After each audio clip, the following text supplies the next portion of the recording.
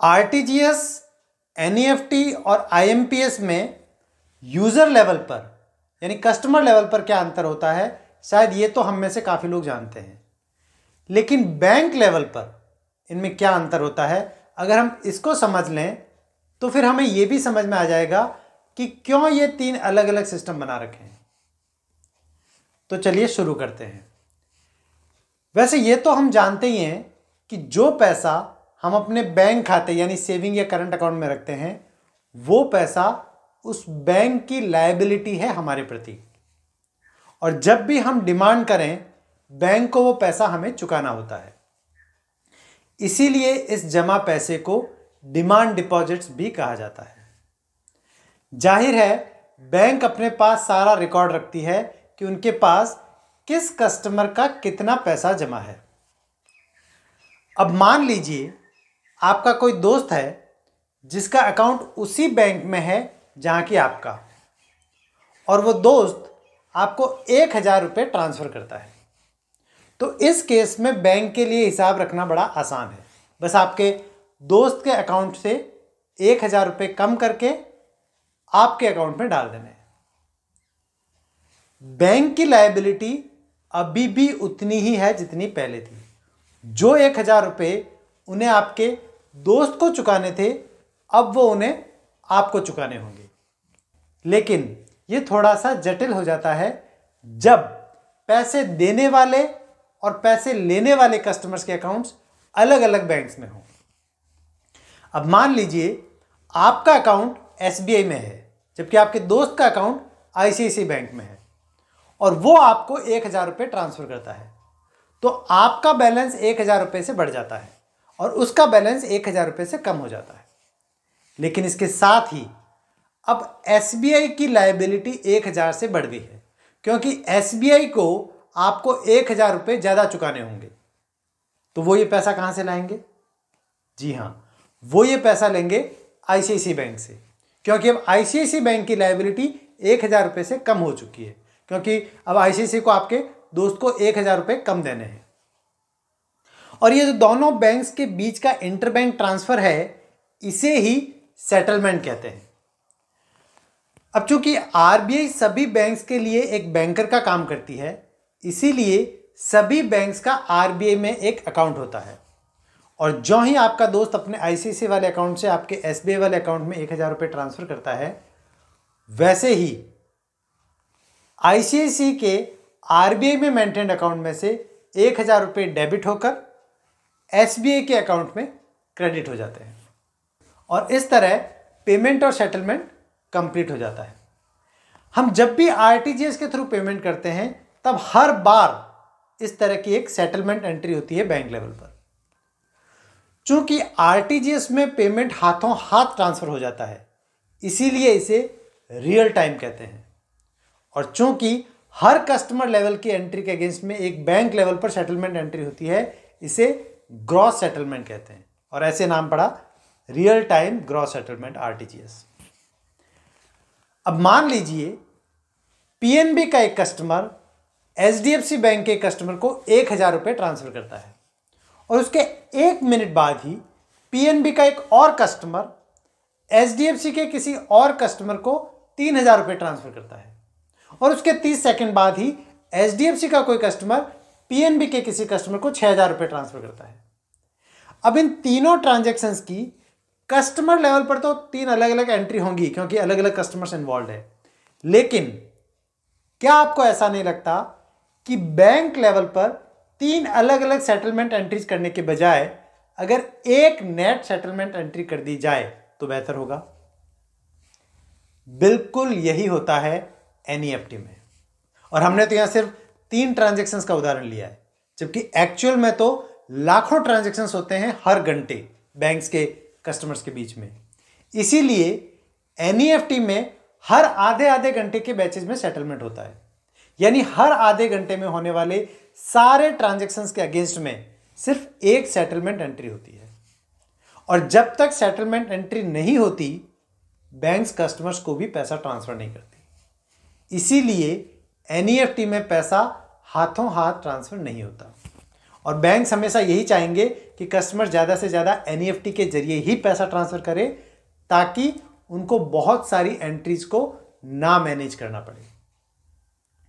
लेकिन अगर कोई कस्टमर वेट करने के लिए तैयार नहीं है और उसे हाथों हाथ पैसा चाहिए, तो फिर वो आरटीजीएस के थ्रू पेमेंट कर सकता है। लेकिन इसमें आरबीआई ने मिनिमम ट्रांजैक्शन लिमिट 2 लाख रुपए रखी हुई है, वरना तो फिर हर कोई छोटे मोटे अमाउंट्स के लिए भी आरटीजीएस ही करने लग जाएगा, एनईएफटी कौन करेगा। अच्छा, डिजिटल ट्रांजैक्शंस को प्रमोट करने के लिए आरबीआई ने अभी आरटीजीएस और एनईएफटी दोनों को फ्री कर रखा है, अगर ट्रांजैक्शंस ऑनलाइन किए जाते हैं तो। वैसे आरटीजीएस और एनईएफटी बैंक की ब्रांच में भी जाके करवा सकते हैं, लेकिन उसके लिए आपको कुछ चार्जेस देने होंगे। अच्छा, अगर कोई कस्टमर को 2 लाख से कम का पेमेंट करना है और वो भी उसे इंस्टेंट ट्रांसफर चाहिए, यानी वो आधा घंटे भी वेट करने के लिए तैयार नहीं है, तो क्या कोई ऐसा सिस्टम संभव है कि ऐसे छोटे वैल्यू के ट्रांजैक्शंस में कस्टमर्स को तो इंस्टेंट पेमेंट मिल जाए, लेकिन बैंक लेवल पर मल्टीपल सेटलमेंट एंट्रीज ना करनी पड़े? बिल्कुल संभव है, और वो है आईएमपीएस, यानी इमीडिएट पेमेंट सर्विस, जिसको डेवलप किया है एनपीसीआई यानी national payment corporation of India ने, जो कि आरबीआई की ही एक बॉडी है। आईएमपीएस में कस्टमर्स को तो इंस्टेंट क्रेडिट मिल जाता है, लेकिन बैंक्स अपनी सेटलमेंट एंट्रीज डेफर्ड बेसिस पर एक साथ करती है।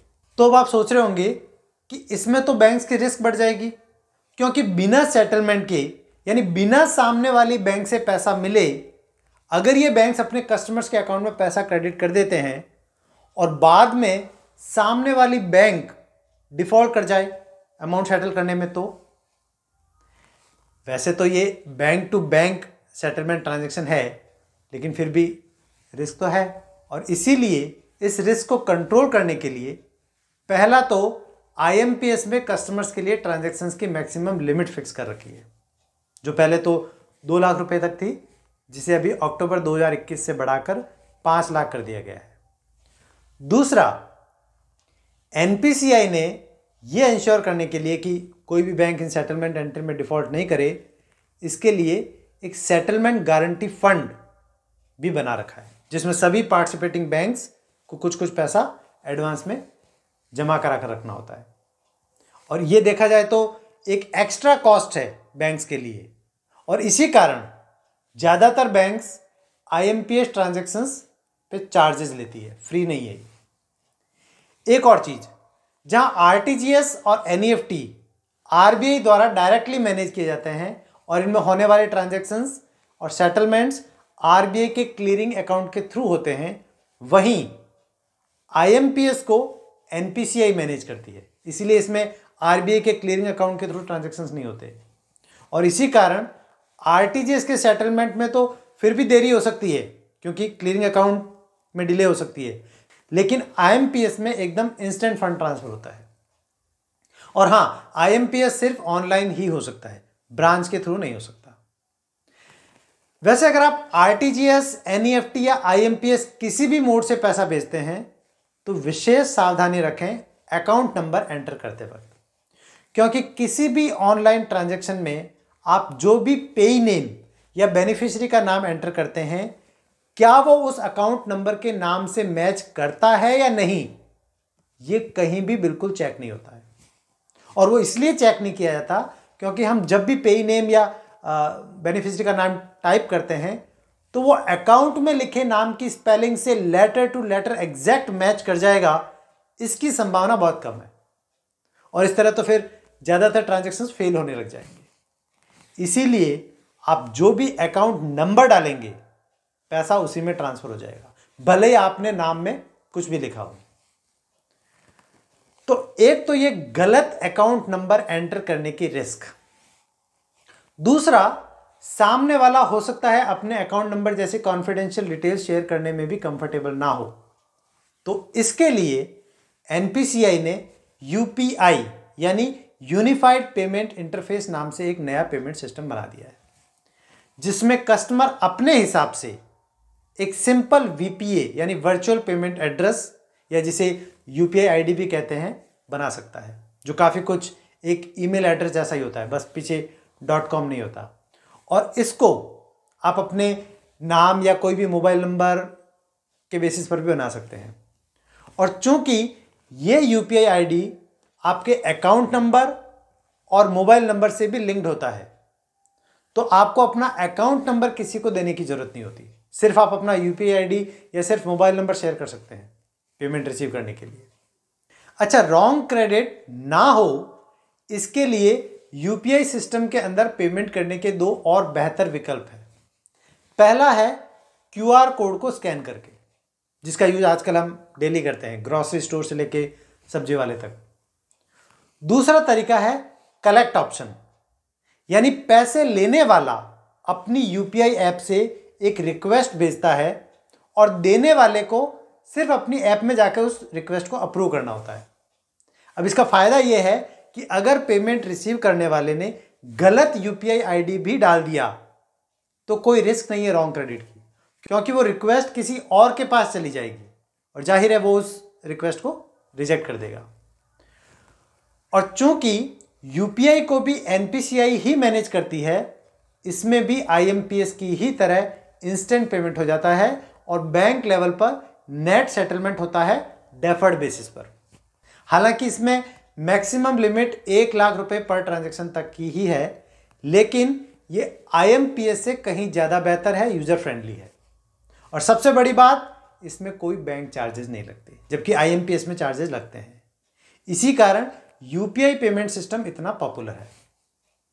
और इसी संदर्भ में आरबीआई ने अगस्त 2022 में एक डिस्कशन पेपर रिलीज किया था, जिसमें पब्लिक से और सारे स्टेक होल्डर से ये सजेशंस इनवाइट किए थे कि क्या यूपीआई सहित सभी ऑनलाइन पेमेंट सिस्टम्स पर चार्जेस लगने चाहिए या नहीं। और उसके बाद ये कयास लगने शुरू हो गए थे कि शायद अब जल्द ही यूपीआई पेमेंट्स पर भी चार्जेस लगने लग जाएंगे, लेकिन फिलहाल ऐसा लगता नहीं है, क्योंकि इससे गवर्नमेंट के डिजिटलाइजेशन के एफर्ट्स में ब्रेक लग सकता है। और जैसा कि रिसेंटली फाइनेंस मिनिस्टर ने भी क्लैरिफाई कर दिया है कि अभी सरकार का कोई इरादा नहीं है यूपीआई पर किसी तरह का कोई चार्जेस लगाने का। अच्छा, यूपीआई ट्रांजैक्शन वॉल्यूम के हिसाब से टॉप 2 यूपीआई एप्स है फोन पे और गूगल पे, और ये दोनों ही टीपीएपी यानी थर्ड पार्टी एप्लीकेशन प्रोवाइडर की कैटेगरी में आते हैं, क्योंकि इनका खुद का बैंक नहीं है और इन्होंने अलग अलग बैंक्स के साथ में टाई अप कर रखे हैं। अच्छा, अक्टूबर 2022 के डेटा के अनुसार फोन पे का मार्केट शेयर 46.57% और गूगल पे का मार्केट शेयर 33.67% है। जबकि एनपीसीआई के एक सर्कुलर के अनुसार, जो कि 1 जनवरी 2023 से इंप्लीमेंट होने जा रहा है, कोई भी टीपीएपी यानी थर्ड पार्टी यूपीआई ऐप का मार्केट शेयर 30% से ज़्यादा नहीं हो सकता। और अगर किसी के पास ऑलरेडी 30% से ज़्यादा मार्केट शेयर है, जैसा कि फ़ोन पे और गूगल पे के पास है, तो उनको अगले 2 साल में इसे कम करके 30% से नीचे लाना होगा और इनको नए कस्टमर्स की ऑनबोर्डिंग को कंट्रोल करना होगा और एनपीसीआई को अपडेट करते रहना होगा कि वो क्या एफर्ट्स कर रहे हैं अपना मार्केट शेयर कम करने के लिए। और अगर एनपीसीआई उनके एफर्ट से सेटिस्फाइड होती है तो उनको केस टू केस बेसिस पर 6 महीने के एक्सटेंशन भी दे सकती है, नहीं तो वो इन ऐप्स पर पेनल्टी भी लगा सकती है या सेंट्रल लेवल पर इनके नए कस्टमर्स के एक्विजिशन पर रोक भी लगा सकती है। हाँ, किसी भी सूरत में इन ऐप्स के एग्जिस्टिंग कस्टमर्स को कोई भी इनकन्वीनियंस नहीं होने दी जाएगी। तो क्या अब अमेरिका की वॉलमार्ट कंपनी द्वारा ओन्ड फोन पे और अमेरिका की ही गूगल कंपनी द्वारा ओन्ड गूगल पे पर आगे आने वाले समय में एनपीसीआई कोई लगाम कसने वाली है या एनपीसीआई अपना सर्कुलर वापस लेने वाली है? ये तो वक्त ही बताएगा। तब तक अपना ख्याल रखिएगा। धन्यवाद और जय हिंद।